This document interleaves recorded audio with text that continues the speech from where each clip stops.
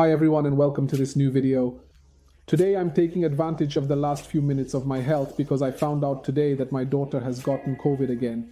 So since I'm pretty much doomed, I said I don't want to miss our next weekly appointment, so I'm going to push through and record this content. So today we're talking about a topic we haven't covered before, which is after 3 years of experience with the Boxster. I'm going to share my perspective on the pros and cons of this car. We've seen it on the channel, and for those who haven't yet, go check out the previous video. But we haven't really talked about my experience because it's been almost 3 years since I bought it.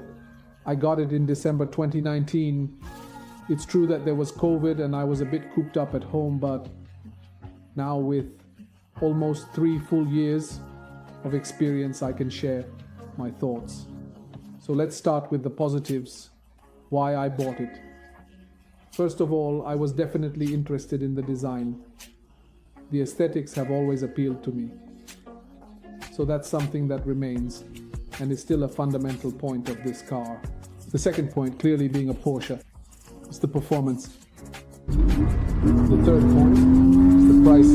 When I got it, it was 2019, which was perhaps the lowest point for Boxster prices, maybe even more so in 2018. I took a bit of time because I didn't just look at different models. I tried to analyze the market a bit. By 2018, I had already made up my mind that I wanted this car. I waited 7 to 8 months to find the right model, and during those 7 to 8 months, the market started to change a bit, and I lost out on some opportunities. If I had woken up a little earlier, I might have paid a bit less. The truth is, I was trying to find a model that was consistent in both mileage and price. I saw models that were priced a bit higher, and I was even willing to pay for them, but in the end, I wasn't convinced by the mileage compared to the interiors. So I said I'd rather get a car that I know has that mileage, even if it's significant, because when I bought it, it had 183. I saw models priced higher, but the mileage didn't convince me. I preferred a car with known mileage, like 183,000 kilometers, which is a lot for a Porsche Boxster. I paid 11,500 euros. It's not a flaw. I knew the management costs weren't like a Fiat 600, but it was the right time for me to afford it. And so I said, I prefer to take a car that I'm sure has those kilometers, even if they are important, because this year I bought it that had 180,000 kilometers. I was sure the kilometers were genuine, allowing a fair price. With 180,000 kilometers, you can negotiate the price. I paid 11,500 euros, plus 1,000 for transfer. It costs 613 euros in Lazio taxes, and about 600 euros a year for insurance. I knew the costs weren't like a Fiat 600, but it was the right time to afford it, especially since I found a place to keep it. The strengths are design, performance, and handling. Handling is important, phenomenal even, despite its weight. For me, it's a second car, otherwise unaffordable. It has a 2.7-liter engine, 228 HP, and consumes a lot, around 2700 cc.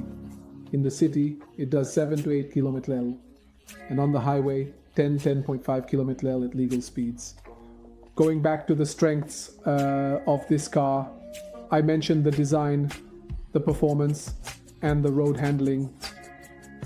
For some, handling might fall under performance, but for me, the handling of this car is actually something important, phenomenal even despite its weight, because this is a heavy car, guys. So yes, I've been very happy with it.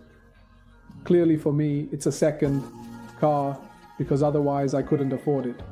This one has a 2.7-liter engine, 228 horsepower, and it definitely consumes a lot, around 2700 cc, which you can definitely feel at the pump. This is a car that does about 7 to 8 kilometers per liter in the city. If you're not driving like an idiot, and on the highway, it can reach about 10.5 kilometers per liter at legal speeds. Let's take a moment to talk about the flaws, because like all cars, it's not without its issues. First of all, I see the flaws that I think are somewhat typical for this category. Ensure the car's roof is in good condition or replaced. Test the roof's function. It may lose elasticity and not fit properly. But that really depends on how the car has been maintained over time, because this 986 model is now between 15 and 17 years old, and some are even 20 years old. So a 20-year-old roof should show signs of wear if it hasn't been replaced. But most importantly, test the opening and closing of the roof itself, because you see these holes here, these channels. The roof tends to lose its elasticity, and when you try to close it, it might not fit properly. Adjust the spring inside for a better fit. Wear and tear over time. Porsche replaces the roof, but a local shop or skilled person can fix the straps. But unfortunately, this is wear and tear related to time. If you go to Porsche, they will replace the entire roof. If you go to a local shop, or if you have some time and a bit of skill with sewing, once you take it apart, there are elastic straps that you can try to either replace if you're very handy with sewing, or tighten a bit to help them fit better. I took the second route, always supported by someone who knew how to sew, because I don't know how to sew. Another point, another flaw, which in this case hasn't been a total deal breaker for me, but I don't know if it's specific to my car or to this type of vehicle. I found it coming from an Alfa Mito. And by the way, I just noticed I'm wearing a Ferrari shirt, so yeah, it looks a bit out of place on a Porsche. But you can't help what you love. I was saying that the braking coming from the Alfa Mito, I found it to be less effective. I expected it to be more decisive. The Alfa Mito's brake was very responsive. A light touch stopped it. This car needs a hard press to stop. It's not ineffective, but you must push the pedal fully. Maybe it's the car's age or a different brake booster, but that braking was more reassuring. You need to get used to this one. Now I have. And it might allow heel and toe on the accelerator, a car trait. Another minor flaw, not structural or a defect, is its low ground clearance. If buying, no, it's not for all terrains. I don't know if it's a question of time or of the brake servo, which is different, but in fact, braking of that type gave me much more safety than this one. I mean, more than anything, you need to learn how to get to know it. Now that I know it, I've taken the measurements, and I don't rule out that this approach to the brake pedal could also be influenced by how the pedal layout is designed. Pressing the pedal further down allows you to heel and toe on the accelerator, so I don't know. It could just be a characteristic of the car. And another little flaw, if we want to find something, but it's not structural, it's not a defect. I mean, if you're buying a car like this, you have to know that it's a vehicle you can take off-road, because it's low to the ground. So if you're someone who wants to use it for all kinds of terrains, you need to know that this car isn't meant for everything. Call it a flaw, more a characteristic than flaw. Another thing that left me a bit puzzled is maintenance. Well, maintenance, guys, depends on you. It's pointless to tell you that. It's a car. This is a 2007 model that holds about 9 liters of oil. If you also change the oil filter, do the math. Good oil costs between 12 and 13 euros per liter.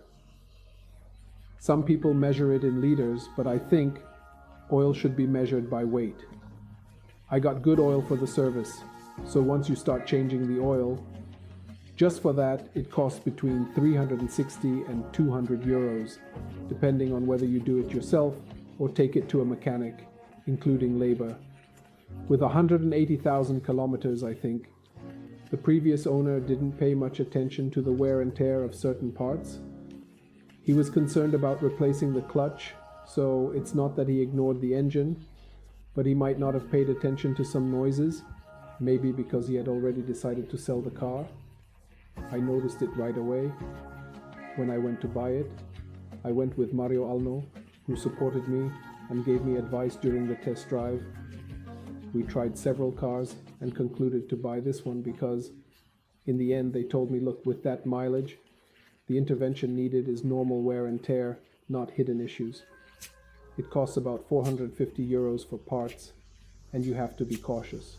But guys, a car with 180,000 kilometers that you buy and do nothing with, you need to be proactive about these things.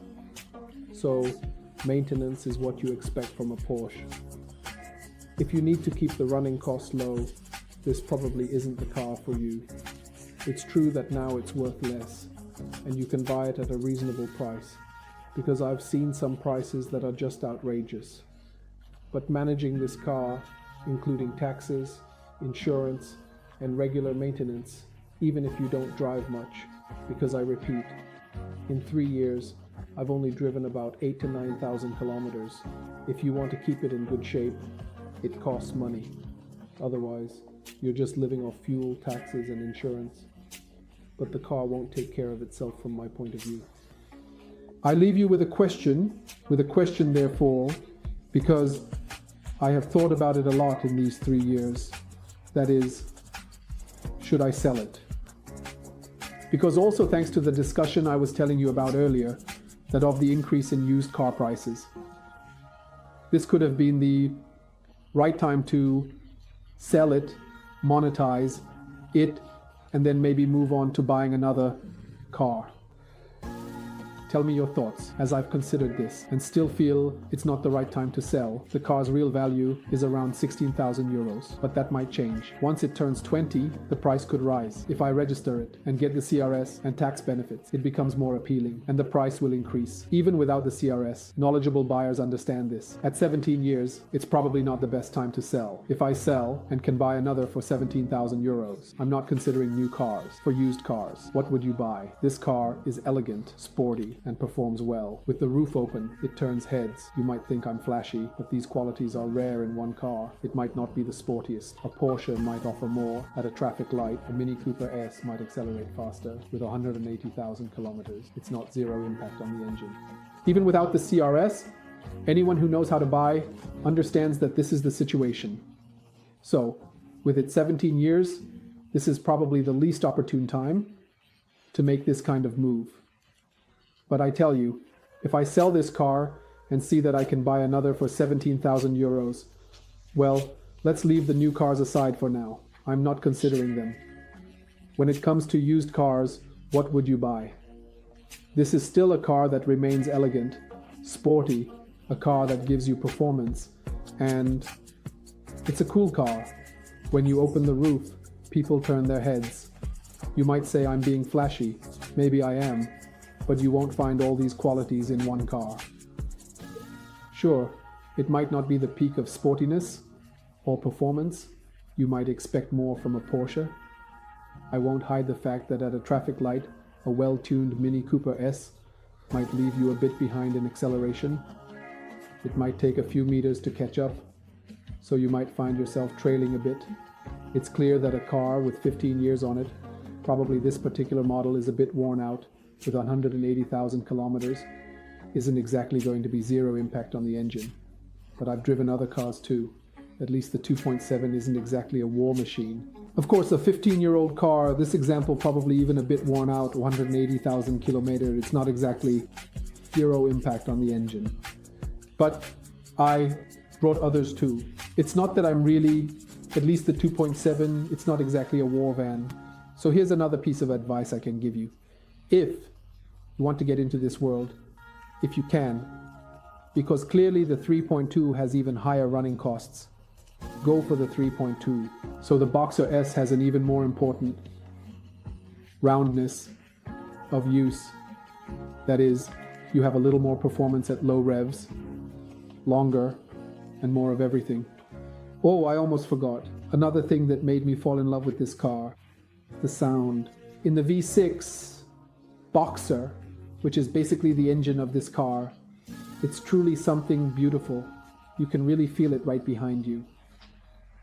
And when you accelerate, it's engaging.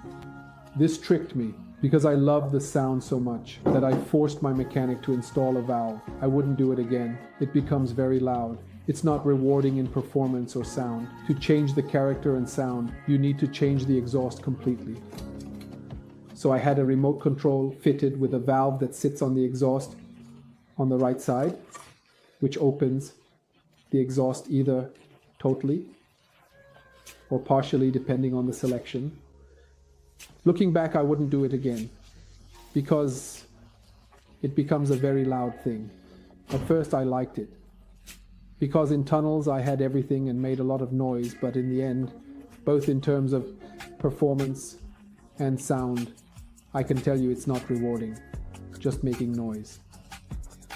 In my opinion, also loses you some horsepower because this car at low revs doesn't exactly shine in speed or performance. It's something that doesn't make sense. If you want to change or improve the character and sound of this car, you need to completely change the exhaust. But exhaust systems bring at least 3 peaks. Well guys, I've said what I wanted to say. I'm looking forward to some comments. Thank you for the evening and goodbye everyone.